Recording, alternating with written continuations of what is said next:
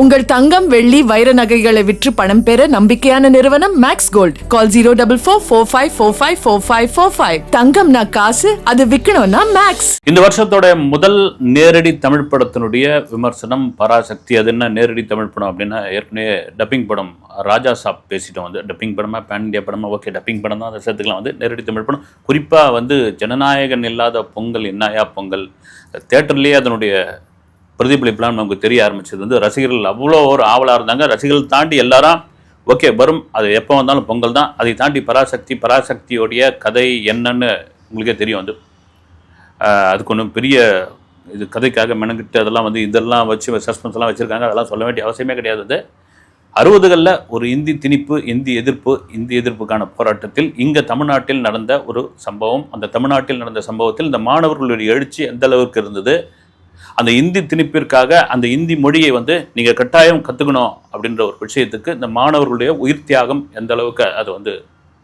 சொல்லப்பட்டது, மறைக்கப்பட்டது. அதை வந்து இப்போ 2026 சுதா கோங்கரா ஒரு திரைப்படமாக கொண்டு வந்து சேர்த்திருக்காரு. இந்த படம் எப்படி இருக்குது அப்படின்னா, சுதா கோங்கரா அவருடைய படங்கள் வந்து நீங்கள் சூரரை போற்று, அதுக்கு முன்னாடி இறுதி சுற்று, இந்த படங்கள்லாம் பார்த்தீங்கன்னா குறிப்பாக சூரரை போற்றுலாம் ஒரு நிஜ சம்பவத்தினுடைய அடிப்படையை வச்சு அவ்வளோ சூப்பராக அதை வந்து திரைப்படமாக கொடுத்துருப்பாங்க. இந்த படம் முக்கியமான ஒரு விஷயம் என்னென்னா, இது ஏற்கனவே இன்னொரு நடிகருக்கு போய் அவர் கதை கேட்டு வேணான்னு சொல்லி மறுத்தபோது நிறைய பேர்லாம் அவர் விமர்சனம்லாம் பண்ணாங்க. வந்து அவர் வந்து வேற ஒரு மாநிலத்தில் போய் செட்டில் ஆகிட்டாரு, அங்கே போயிட்டாரு. அவர்லாம் கூட இந்தி பேச வேண்டாம் போடா அப்படின்னு சொன்னவர் வந்து அவர் அது இதுக்காக பயந்து அந்த மாநிலத்தில் போய் நம்ம செட்டில் ஆகணுமே, அதுக்காக இந்த கதையை நம்ம எடுக்க வேண்டியதா அப்படின்லாம் மறுத்துட்டாருன்னு துணிச்சலாக சிவகார்த்திகேயன் நான் பண்ணுறேங்க மேடம் அப்படின்ட்டு பண்ணதாக்கெல்லாம் வந்து நியூஸ் வந்துருக்குது. சிவகார்த்திகேயனுடைய 25வது படம், ஜிவி பிரகாஷோடைய 100வது படம். இதில் வந்து குறிப்பாக சிவகார்த்திகேயன், அதர்வா, ரவிமோகன் இவங்கெல்லாம் நடிச்சிருக்காங்க. இவங்களுக்கான ஸ்க்ரீன் ஸ்பேஸ் எப்படி இருக்குது, ரவிமோகன்லாம் வந்து ஹீரோவாக கலக்கிட்டு இருக்காரு, கலக்கினாரு. அதர்வாவுக்கு ஒரு நல்ல இடம் கிடைக்கலையே சாமி, அவர் ஹீரோவை பண்ணி இப்படி வந்து ஒரு தேர்ட் ஹீரோவாலாம் நடிச்சிருக்காருன்ற மாதிரி விமர்சனங்கள்லாம் இருந்தது. அப்புறம் பார்த்தீங்கன்னா இவங்க எல்லாரும் தெலுங்குப்பா, இந்த டீமே யாரை தெலுங்கு, ஸ்ரீலீலான்னு ஒரு தெலுங்கு பொண்ணையும் கொண்டு வந்து வச்சுருக்காங்க. இது ஒரு தெலுங்கு படம் சேர்ந்து எடுத்த ஒரு படம், இது என்ன தமிழ் பேச போகுது, இந்த மாதிரியான விமர்சனங்கள்லாம் நிறைய இருந்துக்கிட்டே இருந்தது. இதெல்லாம் மீறி இது கொஞ்சம் அப்படி பிசுறு தட்டுச்சுன்னா ஒரு டாக்குமெண்ட்ரி தனமாக மாறிடுமே, இது எந்த அளவுக்கு எமோஷனல் கனெக்ட் பண்ணோம் அப்படின்ற ஒரு கேள்விலாம் இருந்தது. ஓகே, படம் தொடங்கின உடனே நேராக கதைக்குள்ளே போயிடுது. ரொம்ப பெரிய மகிழ்ச்சியாக இருந்தது. ஆரம்பித்த உடனே கதைக்குள்ளே போயாச்சு. புறநானூறு அப்படின்ற ஒரு அமைப்பை வைத்திருக்கிறார் சிவகார்த்திகேயன். இந்தி திணிப்புக்கு எதிராக போராடக்கூடிய ஒருவர். ஒரு ரயில் எரிப்பு சம்பவம் ஒன்று நடக்குது. அந்த ரயில் எரிப்பு சம்பவத்திற்கு பிறகு சிவகார்த்திகேயன் எந்த மாதிரியான ஒரு நிலைக்கு வருகிறார், அதனுடைய அந்த அந்த அந்த பாதிப்பிலிருந்து ஒரு நண்பனை இழக்கிறார். நண்பனை இழந்த பிறகு இனி வேணாயா, இனி இந்த போராட்டம்லாம் வேணாம், ரயிலில் போய் கறி எல்லி கொட்டுவோம், நம்ம வந்து ஒரு சென்ட்ரல் கவர்மெண்ட் வேலை பார்ப்போம், நிம்மதியாக ஒரு வாழ்க்கை வாழ்வோம் அப்படின்னு இருக்கிற அவருடைய வாழ்வில் அவருடைய தம்பி அதர்வாவின் மூலியமாக என்ன நடந்தது, ஏது, திரும்ப எப்படி வரட்டும், தீ பரவட்டும், இதை வந்து நீதி வெல்லட்டும் மாற்றிட்டாங்க. அது அப்படி தீ பரவச்சா நீதி வென்றதா என்பது தான் இந்த பராசக்தியோடைய கதை. ஓகே, இந்த படத்தோடைய ப்ளஸ் அப்படின்னு பார்த்தா, இந்த படத்தில் செலக்ட் பண்ணியிருக்கிற நடிகர்கள் குறிப்பாக வந்து சிவகார்த்திகேயன், ரவிமோகன், அதர்வா, அதை தாண்டி எனக்கு ரொம்ப பிடிச்ச ஒரு கேரக்டர் வந்து ஸ்ரீலீலா. ஏன்னா ஸ்ரீலீலாவெல்லாம் போட்டு ரொம்பலாம் ட்ரோல் பண்ண ஆரம்பித்தாங்க. அப்புறம் இந்த பொண்ணுக்கு என்னப்பா நடிக்க வரலாம் சொல்லியிருந்தாங்க. ட்ரெய்லர்லேயே அந்த எனக்கு ரொம்ப பிடிச்சிருந்தது. குறிப்பாக ஸ்ரீலீலாவும் இந்த படத்திற்கு ஒரு பெரிய உறுதுணையாக அந்த கேரக்டர் வந்து இருக்குது. ஒரு கட்டத்தில் ஒரு டயலாக் ஒன்று வரும். அது மட்டும் இதே தமிழ்நாட்டில் இந்தி எதிர்ப்பு இல்லாமல், இந்தி திணிப்பு இல்லாமல் தெலுங்கு திணிப்பு அப்படின்னு வருது, தெலுங்கு வந்து திணிக்கிறாங்க அப்படின்னா நான் அதுக்கு இறங்கி களத்தில் போராடும் போது தேட்டர் வந்து அல்லது வந்து, ஏன்னா அது ஒரு தெலுங்கு பொண்ணு கேரக்டர் வந்து. சரி ஓகே, ரவிமோகன் வில்லனாக நடிச்சிருக்காரு, எப்படி இருக்குது அப்படின்போது ரொம்ப இந்த வில்லன்னா இந்த மாதிரியான படங்களில் ஒரு 60களில் இந்த மாதிரி ஒரு 50களில் நடக்கிற கேரக்டர், அந்த வில்லன்லாம் எப்படி இருப்பாங்கன்னு பார்த்தீங்கன்னா ஒரே உரும்புவாங்க, கத்துவாங்க, ரைட்டராக பார்த்துடலாண்டா அப்படின்ற மாதிரியான ஒரு பயங்கரமான இதெல்லாம் இருக்கும். அது ஆனால் மனுஷன் சட்டில்டாக நடிக்கிறாப்புல, ரொம்ப கொடூரமான ஒரு வில்லனாக இருக்காப்புல. ஆனால் அவருக்கு ஒரு பேக் ஸ்டோரி ஒன்று சொல்கிறாங்க வந்து. ஏன்னா இந்த கொடூரதனத்துக்கு வந்து ஒரு பேக் ஸ்டோரி சொல்லணும், அதுக்கான ஒரு காரணம் சொல்லணும். வந்து வெறும் அவர் இந்திய ஆதரவு, ஒரு ஒரு ஒரு மத்திய அரசால் அனுப்பிச்சு வைக்கப்பட்ட ஒரு ஸ்பெஷல் போலீஸ் ஆஃபீஸர் அவர் அப்படின்னு, அதை மட்டும் இல்லாமல் அரசாங்கத்துக்கு விசுவாசின ஆள் மட்டும் இல்லாமல் இவர் ஏன் இப்படி ஆகிறாரு, ஏன்னா அவர் தமிழ் பேசுகிறவர். அவர் அப்படின்ற அந்த பேக் ஸ்டோரியை ஒரு ஸ்ட்ராங்காக சொல்லியிருந்தா ரைட், அந்த கேரக்டர் இதுக்கு தான் அவன் இப்படி ஆகிறான் அப்படின்ற ஒரு கேள்வி வரும். ஆனால் அந்த முதல் ஒரு 15 நிமிஷம் போகிற படம் அதுக்கப்புறம் வந்து ஒரு லவ் போர்ஷனுக்குள்ளே போகுது. அந்த லவ் போர்ஷன் அது ஸ்ரீலீலா, எஸ்கே இவங்களுக்குள்ள ஒரு லவ், அது வந்து கிட்டத்தட்ட பாயாசம் கொண்டு வந்து கொடுக்குறது, அது இது பண்ணுறது நான் முழு கதையும் சொல்லி அப்புறமா திட்டுறாதீங்க. இதெல்லாம் பார்த்தீங்கன்னா ஒரு மாதிரி தொய்வாக அப்படி போயிட்டு இருக்கு. எனக்கு தெரிஞ்சு ஃபர்ஸ்ட் ஹாஃப் அப்படி, ஏன்னா இந்த படம் பார்க்குறவங்கள வந்து ஒரு டைரக்டர் வந்து தயார்படுத்துகிறாங்களோ என்னவோ அப்படின்ற மாதிரி எல்லாம் கூட நினச்சிட்டு இருந்தேன் நான். அப்படியே போயிட்டு ஒரு இன்ட்ரோல் பிளாக்ல கொண்டு வந்து அப்படி நிறுத்தும் போது தான் ஓகே, இன்ட்ரோல் பிளாக்கு அப்புறம் படம் வந்து வேற லெவலில் பிச்சு கட்டிட்டு போயிடும். வேற ஒரு விஷயத்தை இந்த படம் சொல்ல போகிறது அப்படின்ட்டு நமக்கு வந்து ஒரு பெரிய எதிர்பார்ப்பை கொடுக்குறாங்க. இதெல்லாம் தாண்டி படத்தில் அதர்வாவுடைய கேரக்டர் வந்து நான் திரும்ப சொல்லணும் தான். அதர்வாலாம் வந்து ஒரு நல்ல நடிகர், வந்து திறமையான நடிகர். அவங்க அப்பாலாம் வந்து பிரமாதமான ஒரு நடிகர், வந்து பிரமாதமான நடிகர் மீன் வந்து நிறைய புதுமுக இயக்குனருக்கெலாம் வாய்ப்பு கொடுத்த ஒரு நடிகர். இவங்கெல்லாம் அதர்வாலாம் நிறைய கதை கேட்கணும், நிறைய அசிஸ்டன்ட்களோட ட்ராவல் பண்ணணும், நிறைய மீடியா கூட வந்து ஒரு அறிமுகமாகணும், ஓரமாக ஒதுங்கி இருக்கக்கூடாது. அதுக்கு சொல்கிறதுக்கான காரணம் என்னென்னா அந்த கொடுத்த கேரக்டரை அவ்வளோ பிரமாதமாக பண்ணியிருக்காரு. சரி, இந்த படம் கிட்டத்தட்ட ஒரு 2.25 மணி நேரம் ஓடுது. 2.25 மணி நேரத்தில் இந்த படம் எப்படி இருக்குது அப்படின்ற போது ஃபர்ஸ்ட் ஹாஃப் முழுக்க வந்து ஒரு மாதிரி என்ன சொல்கிறது, வந்து ஒரு காட்சி வருது, திடீர்னு அதுக்கு ஒரு ஒரு ஒரு கத்திரி போட்டு இன்னொரு காட்சியாக மாறுது. அப்புறம் பார்த்தீங்கன்னா திடீர்னு வந்து ஒரு லவ் போர்ஷனுக்குள்ளே வருது. அப்புறமா வந்து அதர்வா வந்து ஒரு பெரிய மாணவர் போராட்டத்தை கொண்டு வராரு, திரும்ப வந்து வேற ஒரு கதைக்குள்ளே வருது. இப்படியா ஜம்ப் ஆகுது. என்ன ஜம்ப் ஆகுது என்பது செகண்ட் ஹாஃப்ல வந்து படம் வேற இதுக்கு போகுது. போனபோது எனக்கு ஒரு பெரிய ஆதங்கம் என்னன்னா, இந்த மாதிரியான கதைகளை எடுத்து பண்ணும்போது எமோஷ்னல் ரொம்ப ரொம்ப ரொம்ப ரொம்ப முக்கியம் சாமி. காரணம் என்னன்னா, 60களில் ஒரு இந்தி திணிப்பு அப்படின்ட்டு வந்து அந்த 60களில் இருந்த மனிதர்கள்லாம் தெரியும். அது ஒரு பெரிய போராட்டம். நாங்களாம் என்ன பண்ணியிருக்கோம் தெரியுமா, இந்தி எழுத்து எங்கெல்லாம் இருக்குதோ அங்கெல்லாம் எடுத்து போய் தாரை எடுத்து போய் பூசிருக்கிறோம், இந்தி எழுத்து இருக்கிற பலகையெல்லாம் உடைச்சிருக்கிறோம் அப்படிலாம் சொல்லி கேள்விப்பட்டிருக்கோம். இப்போ இந்த 2K கிட்ஸ், ஜென்சி கிட்ஸ் வந்து ஏங்க மறுபடியும் வந்து 2 மொழி மட்டும் தெரிஞ்சு வச்சுங்கன்னு சொல்லி எங்கள் அப்பா எங்கள் தாத்தா தலைமுறையெல்லாம் அப்படி பண்ணிவிட்டீங்க நீங்கள். அவங்களுக்கு ஹிந்தி, இன்னும் 2-3 மொழிகள் இதெல்லாம் தெரிஞ்சிருந்தா நல்லா இருந்திருக்குமே. குறிப்பாக இப்போ இருக்கிற ஜென்ரேஷன் நாங்களாம் ஒரு 5-6 லாங்குவேஜ் கற்றுக்கணும்னு ஆசைப்பட்றேங்க.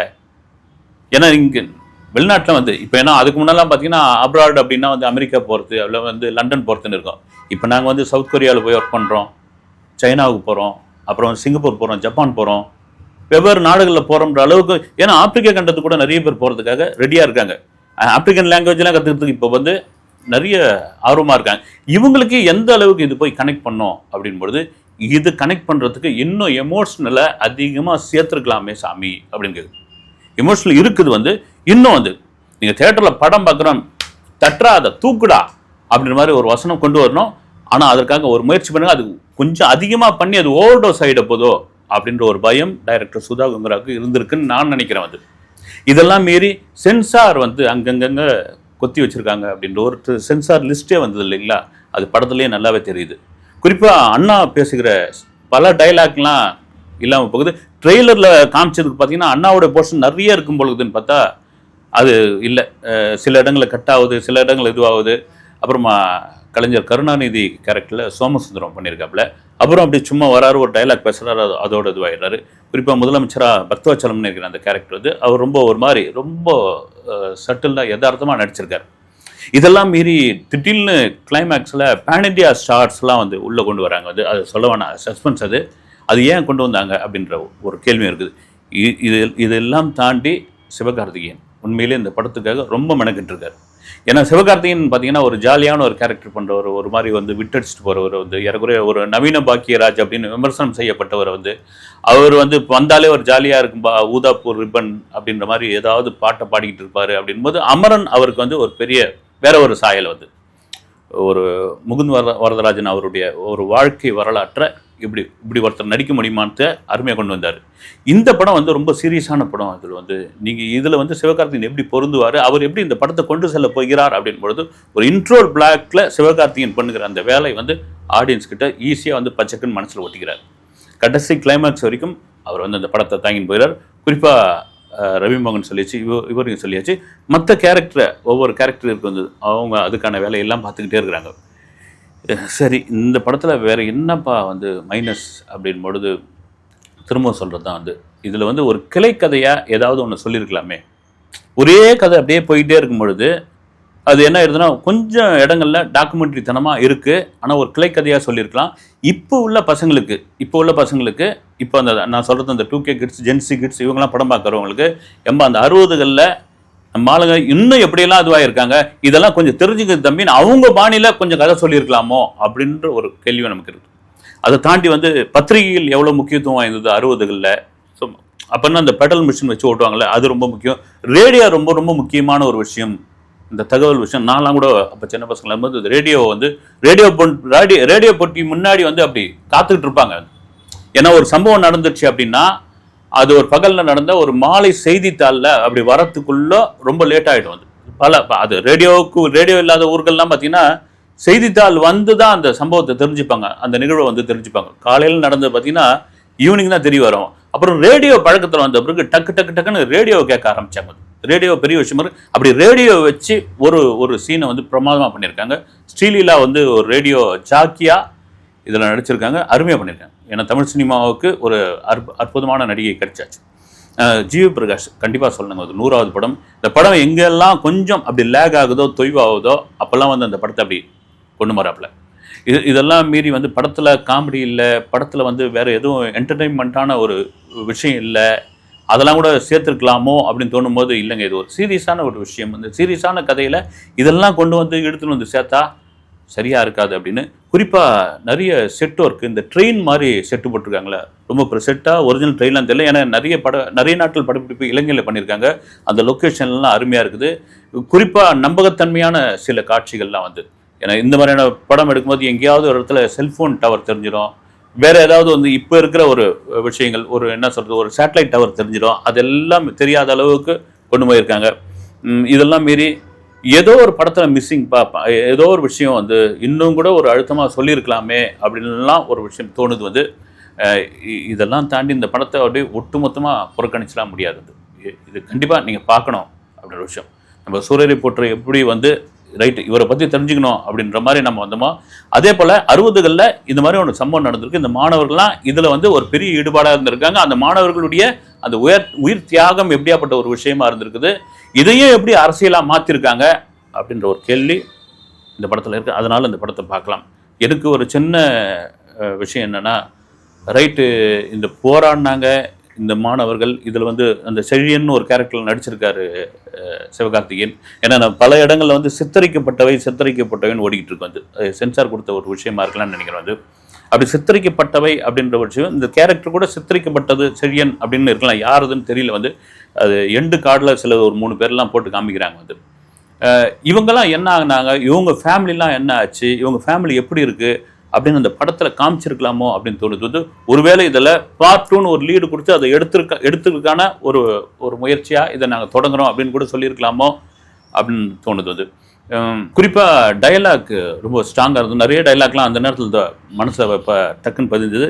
நீங்கள் களத்தில் இறங்கி போராடப்படுறீங்களா, வன்முறை தான் ஒரு தீர்வா அப்படின்ற மாதிரி ஒரு கேள்வியை கேட்பார் வந்து சிவகார்த்திகேயன். அப்போ அதர்வா சொல்கிற பதில் என்னென்னா, காந்தி இருந்தால் அறப்போரில் தானே இருந்தார் காந்தி, அதுலேயே வந்து பல பேர் வந்து உயிர் தியாகம் பண்ணியிருக்காங்க, நேதாஜி படையிலையும் வந்து பல பேர் உயிர் தியாகம் பண்ணியிருக்காங்க, அதுக்கு எதுன்னு நாங்கள் முடிவு பண்ணிக்கிறோம், நீ வந்து அறப்போரை பற்றி சொல்லாத அப்படின்ற மாதிரியான ஒரு டைலாக்கு. அப்புறம் ஸ்ரீலீலா பேசுகிற ஒரு கடைசியில் ஒரு கிளைமேக்ஸில் ஒரு டைலாக் வந்து, ஏன்னா தியேட்டரில் வந்து கிளாப்ஸ் அடிக்கிறாங்க. இதெல்லாம் ஒட்டுமொத்தமாக சேர்த்து ஓகே, இந்த படம் வந்து ஒரு டாக்குமெண்ட்ரி தரமும் இல்லாமல் ஒரு கமர்ஷியல் தரமும் இல்லாமல் ஒரு படமாக நீங்கள் போய் பார்க்கலாம், பார்த்துட்டு வரலாம், வந்து தெரிஞ்சுக்கலாம் அப்படின்ற மாதிரி இருக்குது. அடுத்த வீடியோவில் சந்திக்கிறேன். நன்றி.